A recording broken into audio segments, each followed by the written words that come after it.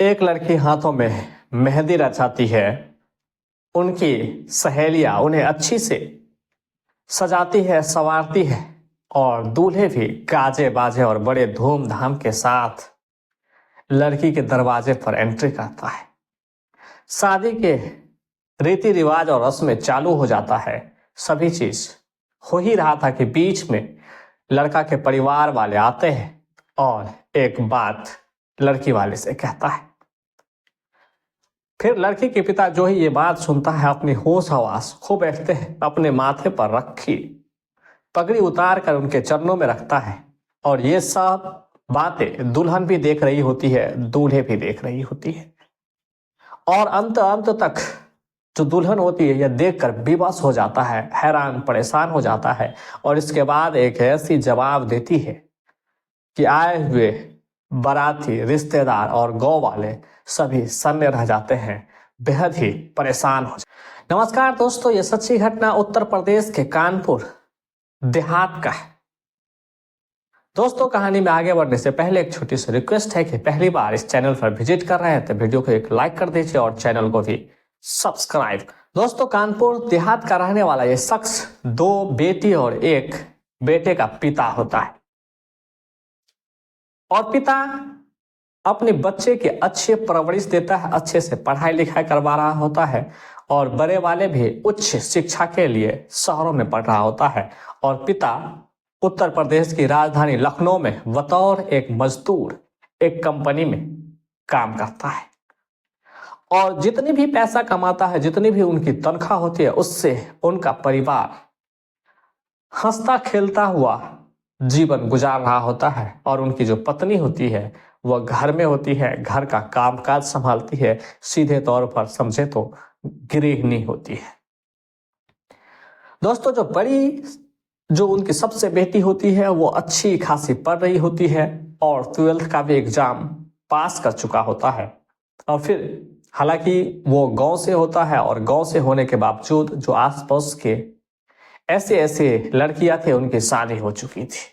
दोस्तों, ये इसलिए जल्दीबाजी होती है क्योंकि उनकी 2 बेटियां होती है। एक बेटी की शादी करने के लिए जितना भी पैसा जमा करना था वो कर चुका था और उनके लिए पर्याप्त था। और अपनी हैसियत के अनुसार और अपनी क्षमता के अनुसार अपनी बेटी की शादी करने के लिए चाहता है। तो फिर अपने रिश्तेदार, जान पहचान और कंपनी में जानने वाले लोग से भी ये बातें खुलकर शेयर करते हैं और कहते हैं, अगर आपके नजर में या आपके जान पहचान में भी कोई ऐसा लड़का मिले जो अच्छा पढ़ा लिखा हो, अच्छे परिवार हो, उनसे अपनी बेटी की शादी करने के लिए बातचीत करें। काफी मशक्कत करने के बाद एक जान पहचान वाले के द्वारा एक रिश्ता दिखाई जाती है, उन्हें बताई जाती है। तब दोस्तों, इस लड़के का नाम होता है सोनी। और सोनी के पिता अब सीधे उस लड़के के घर पे पहुंचता है और लड़का देखता है और उन्हें ये देखकर पसंद भी आ जाता है। उनका बोली विचार व्यवहार भी सब सही होता है। फिर लड़के वाले भी लड़की को देखने आते हैं, उन्हें भी ये रिश्ता मंजूर हो जाता है। फिर लड़का और लड़की एक दूसरे को भी आमने सामने से देखते हैं, बातचीत करते हैं और लड़के को जैसे लड़की की तलाश थी दोस्तों उन्हें मिल जाता है। और लड़का उत्तर प्रदेश सरकार में एक सरकारी टीचर होता है। और दोस्तों, उस लड़का का नाम श्याम होता है।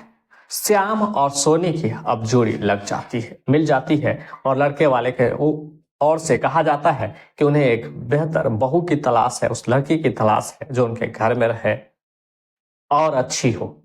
दोस्तों, इन सब बातों को देखते हुए लड़का वाले ज्यादा दहेज का डिमांड भी नहीं करता है और थोड़े मोड़े में ही काम चला लेता है। यानी जो अपनी इच्छा से वो लड़के वाले देना चाहता है दहेज के रूप में या उपहार के रूप में, आप जैसे भी समझिए, उन्हें वो मंजूर होता है। और मंजूर होने के बाद शादी के डेट तय करने में लगभग महीनों निकल जाते हैं और होते होते लगभग 5 से 6 महीने बाद इन दोनों की शादी डेट फिक्स कर दी जाती। दोस्तों, 6 महीना के बाद यानी दिसंबर के महीने में अब सोनी और श्याम का शादी का डेट फिक्स हो जाता है।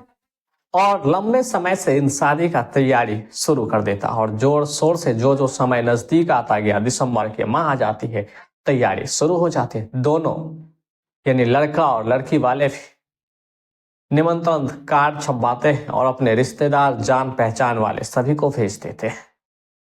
दोस्तों ये प्रक्रिया पूरा ही हो जाता है कि इधर इसी महीने में लगभग शादी से 10 से 12 दिन पहले सोनी का पिता कहीं जा रहे होते हैं। उसी समय एक दुर्घटना घटती है और उनका दोस्तों ये घटना होने के बावजूद भी अब परिवार और रिश्तेदार गुंथन में हो जाते हैं, परेशान हो जाती है, अफरा तफरी मच जाती है और यही सोचता है कि अब इस शादी को स्थगित कर दिया जाए। लेकिन सबसे बड़ी बात ये थी कि अधिकतर सामान खरीदे जा चुके थे। शादी से संबंधित हर एक प्रक्रिया को बहुत पहले ही पूरा कर लिया जा चुका था।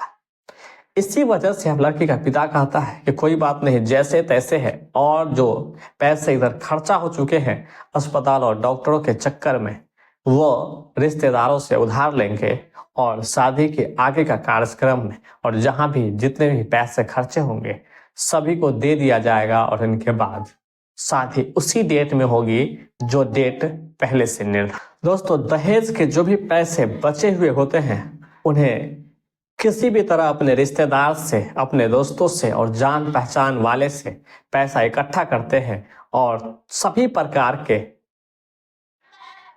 पैसे या गहने या जेवरात सभी लड़के वाले को पहुंचा दिया जाता है।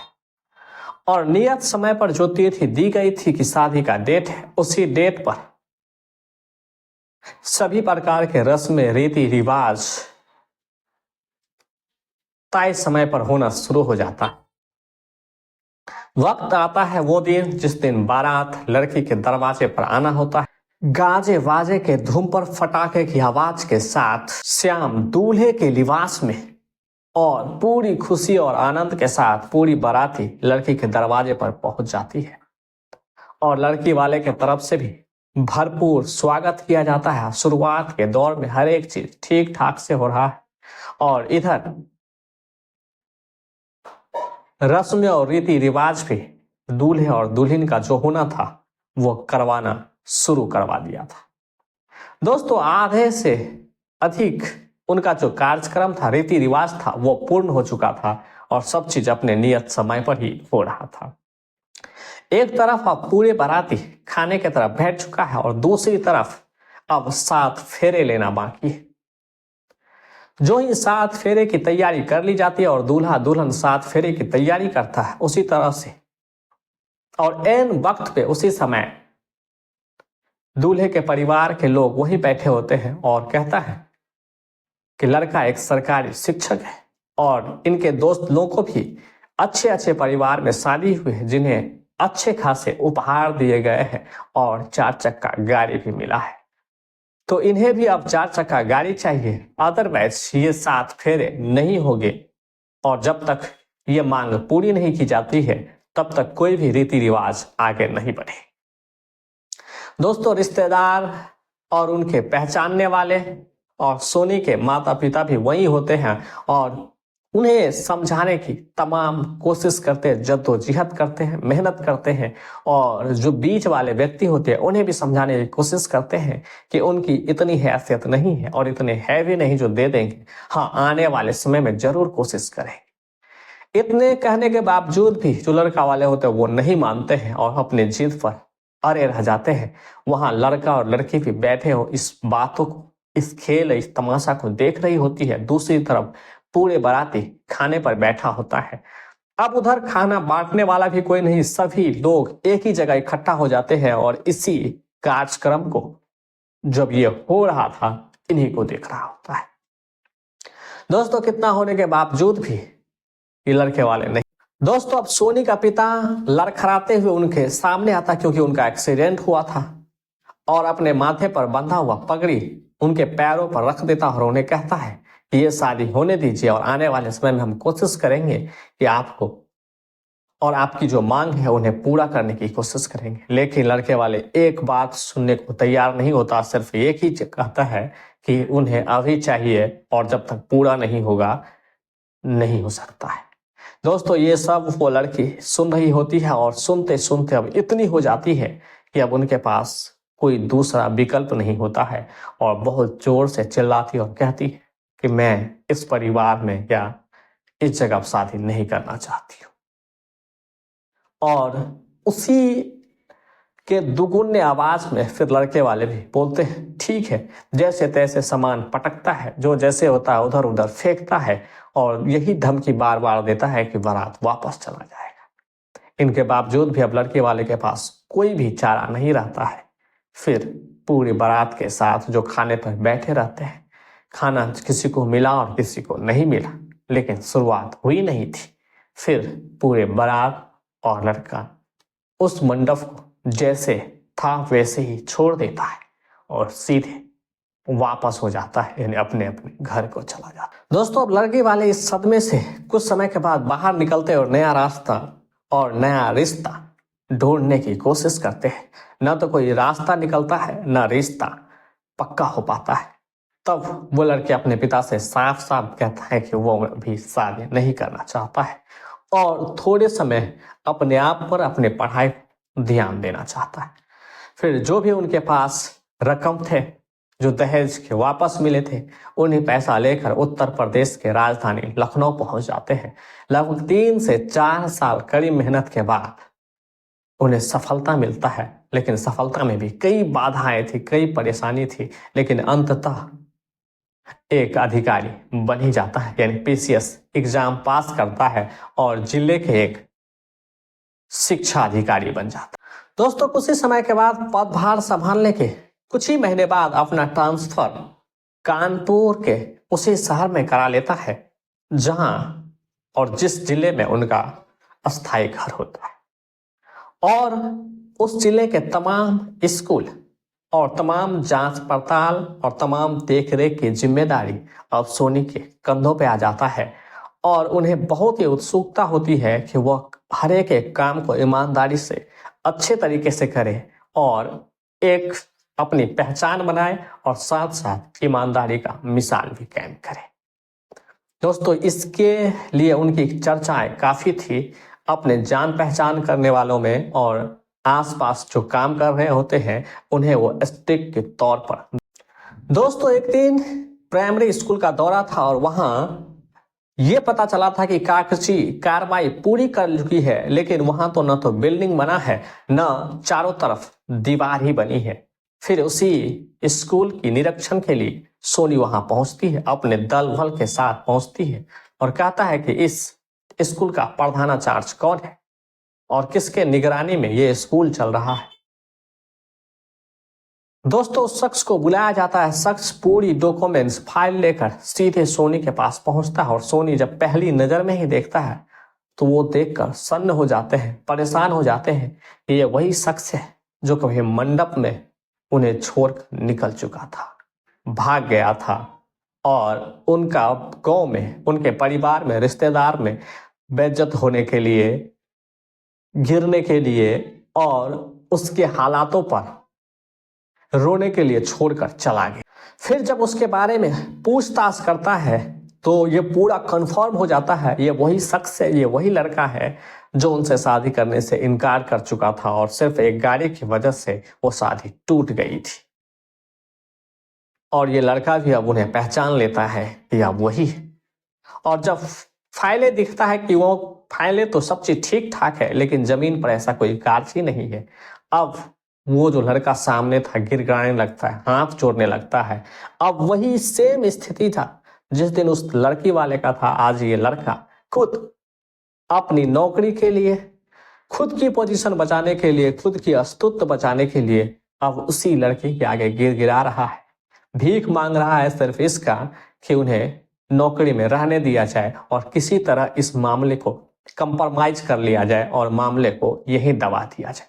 लेकिन सोनी पूरे ही स्ट्रिक्ट थी, पूरे ईमानदारी के साथ अब तक वो काम कर रही थी और ये उन्हें कई बार बता चुका है कि जो आपने किया है उनकी सजा आपको जरूर मिलेगी और इससे आप कतई नहीं भाग सकते हैं। ज्यादा से ज्यादा हो सके कड़ी से कड़ी सजा आपकी दिलवाई जाएगी। तमाम प्रकार के फाइलें चेक करती है, तमाम प्रकार के हर एक चीज सबूत इकट्ठे करिए जाते हैं और उच्च अधिकारी को भेजता है और उस लड़के को वही सस्पेंड। दोस्तों, फिर ये बात सोनी अपने घर वाले, अपने पिता के पास जाकर बताता है और ये बात सुनकर उन्हें ये लगता है कि बरसों पहले जो घोर जख्म हुआ था उन पर शायद आज मलहम से पड़ रही है। उन्हें आज सुकून महसूस हो रहा था और उन्हें आज दिल की तसल्ली मिल रही थी, यानी दिल को अब ठंडक पहुंच। दोस्तों, अब ये जो लड़का होता है वो बेहद परेशान हो जाता है, इधर उधर भटकने लगता है। तब एक आइडिया करता है कि उनका पापा यानी लड़के का पिता और लड़का खुद और उनके भाई और उसके रिश्तेदार सभी सोनी के घर पहुंचता है और उनके पिता के आगे गिड़गिड़ाता है और कहता है कि इस मामले को आप यही रफा दफा कर दीजिए, अपनी बेटी को कह के इस मामला को छोड़ दीजिए, नहीं तो उनका परिवार बर्बाद हो जाएगा। गांव समाज में, रिश्तेदारों में उनकी इज्जत मिट्टी में मिल जाएगी और बेहद दुखी होगा। दोस्तों, तब उनकी पिता को वही बात याद आता है कि ऐसे ही उस दिन वो गिड़गिड़ा रहा था, भीख मांग रहा था, परेशान था कि शादी कर ले ताकि उनका भी इज्जत समाज में बना रहे, लेकिन उन्हें लात मार कर सीधे बारात लेकर वापस चला जाता है। तो लेकिन यहाँ पर लड़की की पिता यानी सोनी की पिता कहता है कि इसमें तो हम कुछ भी नहीं कर सकते हैं, इसमें कानून अब अपना काम करेगी। शायद जो जितनी बड़ी गलती करता है, पाप करता है, उन्हें तो सजा ऊपर वाले ही देता है। हम और मेरा परिवार और मेरी बेटी इसमें क्या कर सकता था? उन मेरी बेटी की जो जिम्मेदारी थी, जो काम सरकार के द्वारा सौंपा गया है, वो शायद ईमानदारी से कर रही है। आपका बेटा भी अगर ईमानदारी से काम कर रहा होता तो ये दिन और ये नौबत नहीं आती, और इसमें हम आपकी कोई भी मदद नहीं कर। दोस्तों, ये वक्त का खेल है, न जाने कब और किस वक्त बदल जाता है और किस वक्त एक नई जिंदगी, एक नया मोड़ आता है। कभी घुटने टिकाने वाला खुद घुटने टेकना शुरू कर देता है। आज की कहानी में इतना ही। अगर आप यहां तक आ गए तो वीडियो को एक लाइक करें और चैनल को सब्सक्राइब कर दीजिए।